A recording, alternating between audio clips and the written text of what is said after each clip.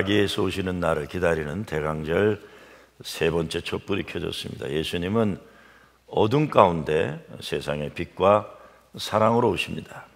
오늘 이사야 말씀은 우리가 여호와의 빛에 행하자 말씀하고, 요한복음 말씀은 예수님이 세상의 빛이라고 말씀합니다. 이사야서는 기원전 700여 년경 이스라엘이 바벨론 제국에게 망한 다음에 쓰여진 책입니다. 요한복음은 그보다 한 800여 년 후에 쓰여졌습니다. 이사야 당시 이스라엘은 북이스라엘과 남유다로 분단된 분단국가였습니다.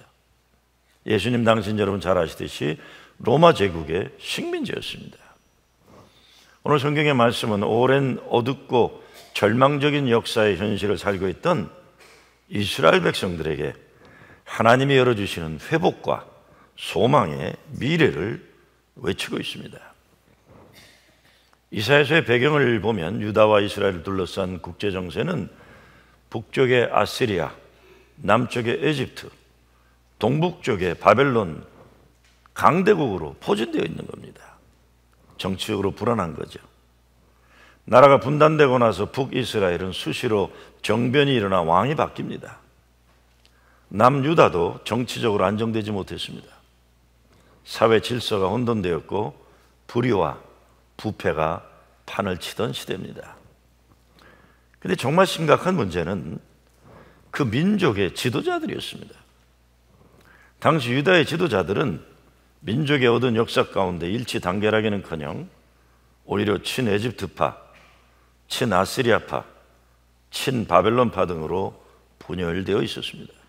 그런 상황에서 오늘 이사야 선지자가 외친 말씀은 이스라엘 백성들이 목말라 기다리던 기쁜 소식이 아닐 수 없었던 것입니다.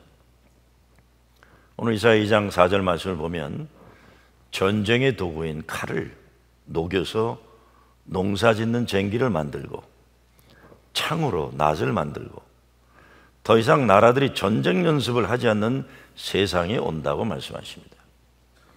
미사일을 녹이고 탱크를 녹여서 농사짓는 트랙터를 만든다는 겁니다. 정말 평화가 절실히 요구되는 시대에 우리가 살고 있습니다. 제가 애틀랜타에 살 때보다 뉴욕에 오니까 미국 뉴스에 나오는 문제들이 더 피부에 가깝게 느껴집니다. 무엇보다 미국의 안보와 미국인들의 안전을 위협하는 사건들이 일어나면 공항들은 말할 것 없고 조지 워싱턴 다리나 링컨 터널 들어오고 나가는 길에 무장한 경찰들이 얼마나 많이 배치되는지 모릅니다. 정말 이 땅의 안보와 시민들의 생명이 보호된다는 것이 얼마나 중요한지 모릅니다. 왜 그렇습니까? 우리 자신들이에요. 우리 가족들이고 우리 이웃들이고 우리 동포들이고 내 나라, 내 백성들이기 때문입니다. 무엇보다 모두 이 땅의 사람들은 하나님의 자녀입니다. 어느 인종이건 어느 민족이건 어떤 종교를 가졌어도 모두 하나님에게는 귀한 존재들입니다.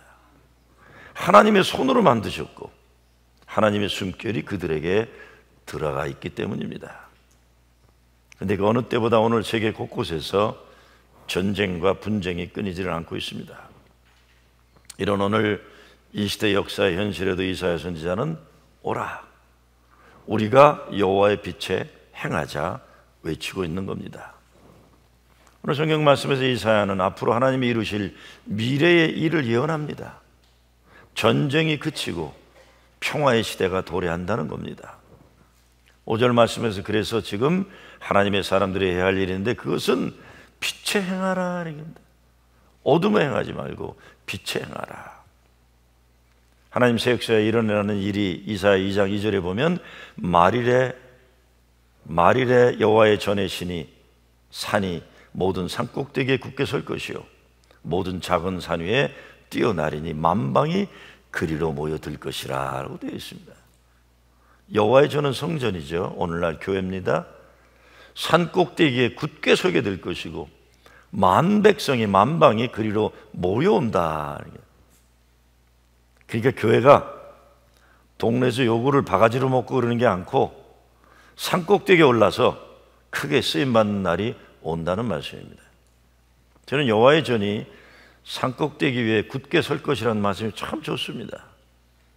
우리들의 교회가 산꼭대기에 우뚝 서서 만방의 사람들이 바라볼 수 있는 거예요. 그러기 위해서는 빛으로 오신 예수님이 교회 중심에 계셔야 되는 거죠. 그 빛을 보는 거예요, 사람들이.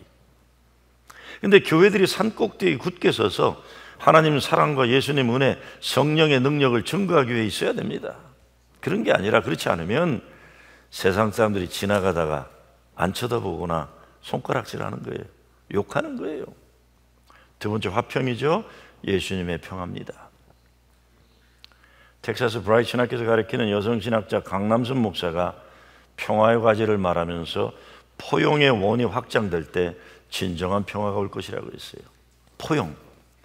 포용의 원, 동그라미가 확장된다 이런 겁니다. 이게 성령의 역사입니다.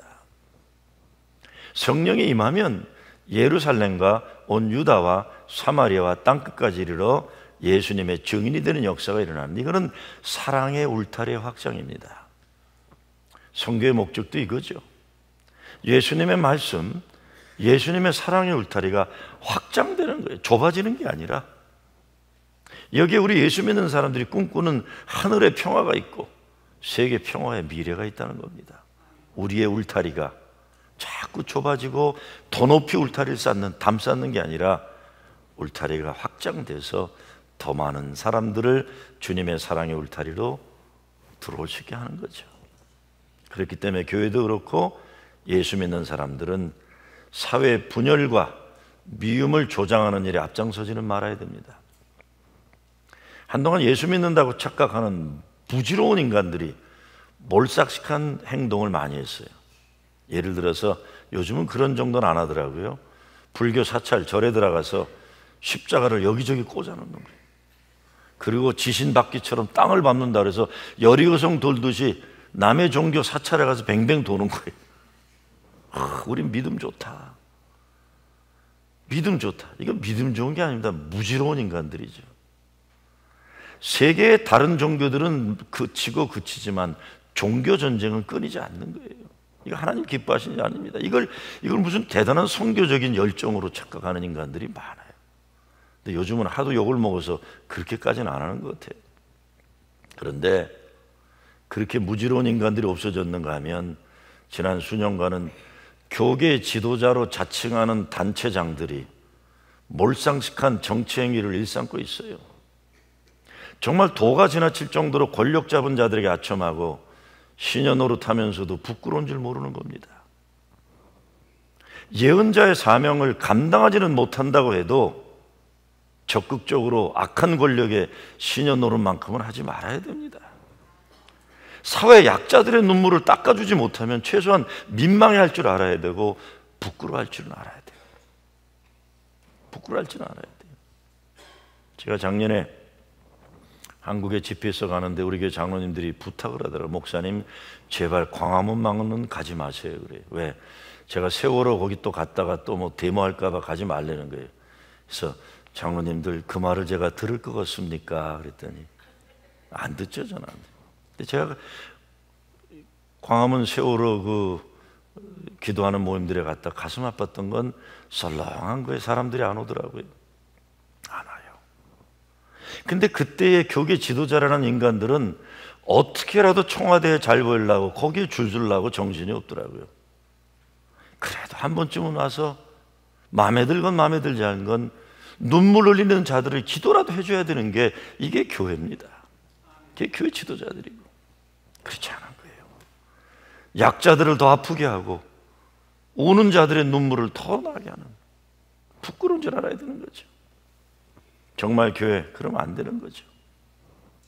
여러분 저는 우리 전도사들이나 목사들이나 우리에게 늘 얘기합니다. 우리가 세상 권력이나 재물을 잡으려는 사람들은 아니지만 하나님의 부름이 거룩한 만큼은 시시하게 만들지 말라는 겁니다. 여러분 우리는 다른 건 몰라도 세상 권력과 세상 재물 가진 자들에게 비굴해서는 안 되는 게 교회입니다. 다른 건 몰라도요. 세 번째는 생명입니다. 에스겔서에 보면 너는 피투성이라도 살아있으라 하면서, 너는 피투성이라도 살아있으라. 엄청난 말씀이에요. 생명의 소중함, 생명의 소중함을 세상에 말하는 교회가 되어야 되는 겁니다. 한국의 자살률이 세계 최고라고 해요. 한 해 13,000명이라고 하는데, 한국의 자살은 정신적인 문제에서 나오는 것만이 아니라 사회적 문제에 대한 분노와 좌절감, 그리고 무기력감에서 나온다는 것이 다른 나라들의 그것과는 차이가 있다는 겁니다. 그러니까 교회가 사람들을 자살로 이끄는 죽음에 이르는 조건에 항의하고 개선하기 위해서 일어나야 하는 거예요. 사람을 죽이는 일 더 이상 하면 안 된다. 사람들이 자살하지 않는 세상을 만드는 일에 앞장서야 되는 겁니다. 교회가 하는 일이 살아야 된다. 피를 흘리더라도 살아야 된다. 아무리 아파도 살아야 된다. 아무리 힘들어도 살아야 된다. 생명을 붙잡아주는 일을 교회가 해야 된다는 것입니다. 한 달 전에 서울 감리교신학교 교수 한 분이 종탑에 올라가서 금식 투쟁을 했어요. 그래서 제가 그 교수 친구에게 메일을 보내서 왜 그러냐? 무슨 일 있냐? 아니 그 착한 친구가 갑자기 어떻게 투쟁하는 민주투사가 됐냐? 그랬더니 그렇지 않아도 종탑에 올라가기 전날 전화해서 나는 요즘 나도 대학 다닐 때 너처럼 데모했었으면 얼마나 좋을까 생각한다고 그랬어. 이런 세상의 불의를 보면서, 이런 학교의 불의를 보면서 내 마음이 아무리 아프고 답답해도 어떻게 이런 문제를 풀어나가야 되지, 나는 어떻게 해야 되는지 모르겠다 그러더래요. 그래서 그 친구가 야, 넌 애들이나 잘 가르치면 되지 왜 그러냐 그랬는데, 그 다음날 종탑에 올라가 버린 거예요. 종탑에 올라간 그 교수와 그 목사는 제가 시카고에서 목회할 때 저를 도왔던 전도사들이었어요. 80년대 학생운동하던 친구는 목사가 되었고 요즘 교회 건축한다고 정신없어요. 근데 80년대에 공부만 열심히 하고 데모하는 친구들하고 놀지도 않고 저에게 와서 성가대 주의하면서 노래 부르는 것만 좋아하고 사람 좋기만 했던 그 친구가 교수가 되었는데, 학교 돌아가는 것, 세상 돌아가는 것 모습에 분노해서 종탑에 올라가서 금식투쟁을 한다니 제가 마음이 아팠습니다. 제가 마음이 아파서 종탑에 올라가 있는 교수 페이스북에 보라고 이렇게 한마디 썼어요. 도대체 무엇이 그렇게 착하기만 하고 사람 좋아하고 찬양 부르는 것만 즐거워하던 저를 종탑에 오르도록 만들었단 말인가. 그래서 다른 것 아닙니다. 교수로서 자기가 가르치는 학생들을 잘못된 공권력으로부터 보호하고 지켜주기 위한 목적 그 하나밖에 없었던 거예요. 그거밖에 없었던 거예요. 제가 제 후배 목사에게 한 2, 3일 지난 다음에 가서 얘기해라. 적당히 하고 내려와야 된다고. 몸버리면 안 된다. 그래서 제가 이제 한국 가면 얘기하려고 그래요. 너 나 60대 갖고 그런 거 하지 말아라. 그래요. 사람 몸부리면 안 되기 때문에 그래요. 그렇지만 제가 그 말 할 수 있겠습니까? 자기 학생을 지키려고 교수가 할 수 있는 건 다른 게 없으니까 종탑에 올라가서 금식하는 거예요. 마지막으로 심판입니다. 주여 주여 하는 자가 천국에 들어가는 것이 아니라 하나님의 말씀을 실천하는 자가 천국에 들어간다는 예수님 말씀처럼 오늘 이 시대의 크리스천들이 회개해야 된다는 거죠. 마태복음 25장에 종말의 때 배고픈 자 먹은 것 주지 않았고, 목마른 자 마실 것 주지 않았고, 헐벗은 자에게 입을 것 주지 않고, 병든 자 옥에 갇힌 자 돌보지 않으면 양이 아니라 염소고 천국이 아니라 지옥 간다고 하신 예수님 말씀 새겨 듣고 회개하고 지극히 작은 자들에게 예수의 사랑을 실천하는 교회 성도 되자는 그 말씀입니다. 그렇지 않으면 심판받는다는 거예요. 교회가 산꼭대기에 오르게 되는 영광의 때라는 것은 예수 그리스도 사랑을 온 만방에 나누는 교회 된다는 것이고, 그겁니다. 십자가 높이 세우고 교회 큰 건물 자랑하는 것 아니라는 거예요. 땅의 사람들 어둠과 그들의 아픔 속까지 들어가서 예수 생명, 예수 구원을 이루어야 된다는 것입니다. 이사야는 새 역사의 때는 말씀이 높임을 받는 때라고 얘기하고 있어요. 말씀이 높임을 받는 때다. 율법이 시온에서 나올 것이요 여호와의 말씀이 예루살렘에서 나올 것이다 하는 거예요. 이 말씀을 오늘날 연관시켜 보면 그리스도의 복음이 흥왕해서 예수 믿고 구원받는 사람들이 교회로 몰려오는, 교회에서 하나님 말씀이 흘러나와서 하나님의 말씀이 세상에 확장된다는 거예요. 그런데 지난 수십 년 기독교가 큰 도전을 받은 때였습니다. 한국이나 미국이나 어느 교단도, 보수교단도 복음주의 교단도 다 성장하지 못했어요. 교세가 줄었어요. 큰 대형 교회들만 좀 커졌지 다 어려워졌어요. 우리들의 교회가 말씀을 높이는 교회 되고 성도들의 말씀 높이는 일에 쓰임 받아야 전도가 가능한 그런 미래를 보여주고 있는 겁니다. 성도들이 여호와의 산과 야곱의 하나님 전에 오르는 것을 기뻐하며 여호와의 말씀이 예루살렘에 나오는 것을 자랑으로 알면서 살아야 된다는 겁니다. 무엇보다 교회가 평화의 메시지를 높이 들어야 됩니다. 세계 나라들은 더 이상 전쟁하는 일 그만해야 됩니다. 사람 살리는 일이 아니라 죽이는 일에 국가 예산들이 너무나 많이 쓰여지고 있어요. 여러분, 미국의 가난한 사람들, 무숙자 문제들, 노인 복지 문제들, 학생들 장학금 문제들, 이거요, 미국이 쓰고 있는 무기 만드는 전쟁 예산 100분의 1만 줄여도 이 문제 해결하고 맙니다. 여러분, 다시 말씀드립니다. 미국 예산에, 전쟁 예산의 100분의 1만 줄여도 이런 문제들은 해결될 게 얼마나 많은지 모릅니다. 저는 이것이 기독교인들이 관심 가져야 할 정치적인 문제라고 생각합니다. 그리고 미국을 포함한 세계 강대국들이 무기 장사는 군사기업들 키워주는 일 이제 중단해야 돼요. 얼마나 다 군사기업 키워주려고 그러는 겁니까? 그 무기들 팔아서 사람들 죽이는 일에 그만 좀 국가가 참여해야 됩니다. 성경은 예수님 재림하실 때 세상은 영원한 예루살렘이 된다고 말씀합니다. 예루살렘이라는 이름 자체가 이레, 예비와 샬롬, 평강, 그래서 평화가 예비된 도성이란 뜻입니다. 그러니까 우리가 정말 소원해야 되는 예수 재림의 때는 이런 평화의 나라의 도래를 꿈꾸는 겁니다. 그런데 이사야 예언의 완성은 예수님입니다. 그 예수님이 빛으로 오신 거예요. 예수 믿는 우리는 빛된 삶을 살아야 합니다.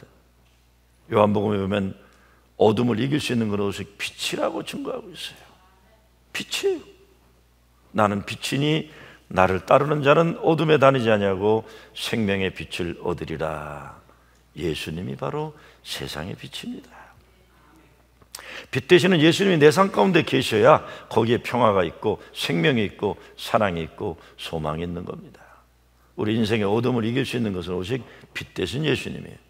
그분께 나와야 되고 그분을 그리스도로 영접해야 되는 겁니다.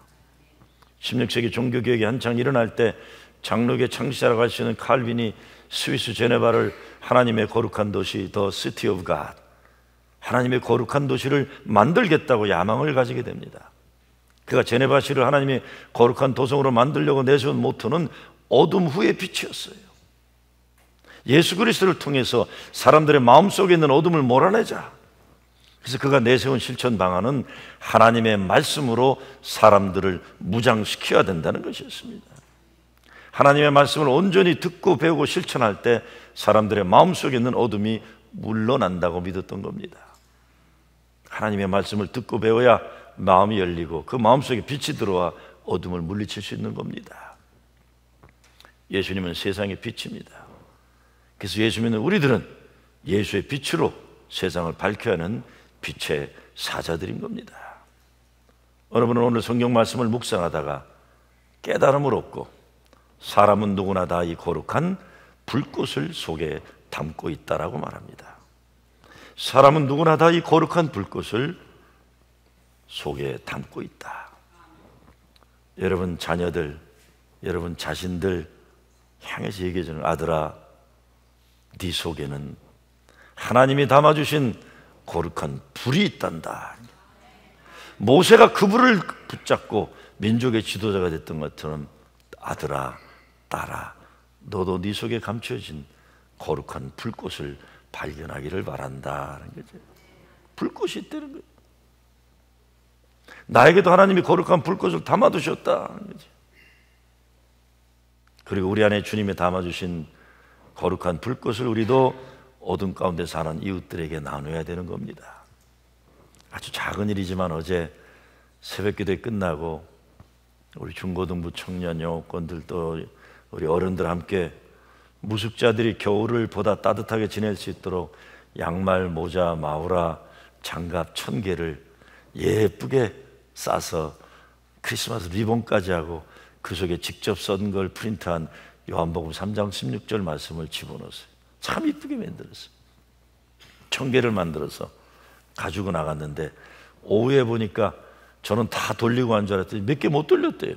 그래서 야, 뭐 하다 왔는데 못 돌리고 왔냐 그랬더니 그걸 직접 갖다 준 거예요. 한 사람씩이요.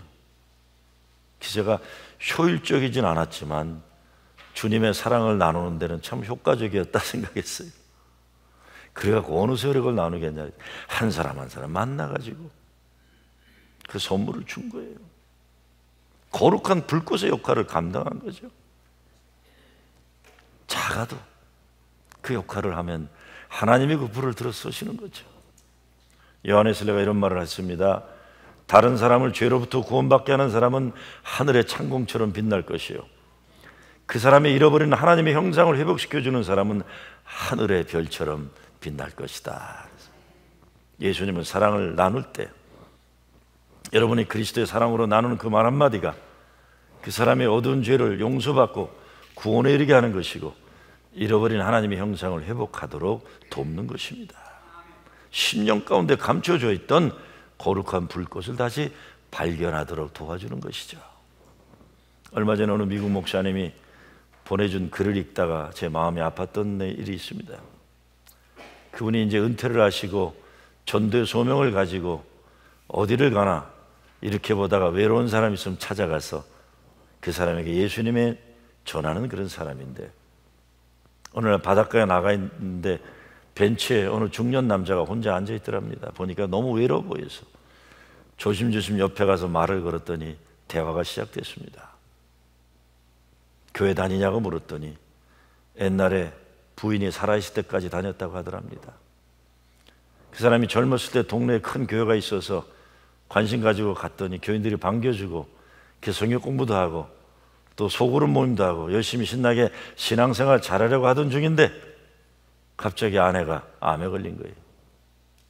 암에 걸려서 투병하는데 교인들이 처음에는 찾아와서 기도도 하고 먹을 것도 가져다 주고 그러더니 항암 치료가 시작되면서 너무 힘들어지니까 본인들도 손님 오는 게 싫어서 좀 오지 말라고 했더니 차츰차츰 사람들이 찾아오지 않더랍니다. 물론 그때까지 정식으로 교회 등록한 것도 아니고 담임 목사한테는 인사도 제대로 하지 않았던 때라고 합니다. 그런데 아내가 세상을 떠났어요. 아내가 세상을 떠났는데 어느 날 보니까 교회에서 꽃을 보내왔더라는 겁니다. 그런데 교회에서 꽃을 보내왔다는 말을 하면서 그 남자는 큰 상처받은 목소리로 이야기를 하더랍니다. 오래전 일이었지만 그것이 큰 상처가 되었다는 거예요. They sent me flower. 그러더래요. They sent me flower. 그 말에는 슬픔이 담겨져 있었다. 예수님 사랑이 필요했는데 그 말에는 예수님 이름으로 위로해주고 기도해주고 소망을 주는 사람이 필요했는데 찾아오는 사람은 하나 없고 꽃 한 송이 보내왔더라는 서글픈 마음을 말하더라는 겁니다. 정말 너무 힘들어지니까 찾아오는 사람 없고 나중에 세상 떠나니 꽃 한 송이 보내왔더라. 그 미국 목사가 자기는 그 순간 그 말을 듣고 가슴이 멍해졌다고 했습니다. 사람들은 예수님을 필요로 하는데, 사람들은 예수 이야기를 들려줄 사람을 목말라 하는데 교회에서는 꽃을 보내는 것으로 그 사람들과의 관계를 마무리했다는 것입니다. 정말 예수님 필요한 사람에게 우리는 꽃만 보내는 경우가 얼마나 많았을까 생각해 봤어요. 예수님을 목말라하는 사람들에게 예수는 없고 꽃 한 송이 보내어 더 사람을 아프게 하지 말아야겠다는 생각을 했습니다. 사람이 필요한 건데, 사람에게 예수님이 필요한 건데 우리는 꽃을 보내고 말았구나. 대강절은 우리에게 새로운 역사를 주시고자 하시는 하나님의 사랑의 때입니다. 이제 우리는 어둠에 눌려 살던 삶에서 빛으로 세상을 이기는 삶을 사는 겁니다. 내 삶에, 내 가정에, 내가 살아가는 모든 인생의 영역 속에 빛 대신 예수님을 초대하고 영접하고 모시고 살아가는 것입니다. 그래서 빛이 내 어둠을 물리친 빛의 승리를 사는 거죠. 이번 대강절 기간 빛으로 오신 예수님 영접하는 여러분 되시고, 빛을 바라는 사명을 가지고 여러분 가정은 물론이요 세상 속에서 빛의 역할을 감당하는 여러분 되시길 주의 이름으로 축원합니다.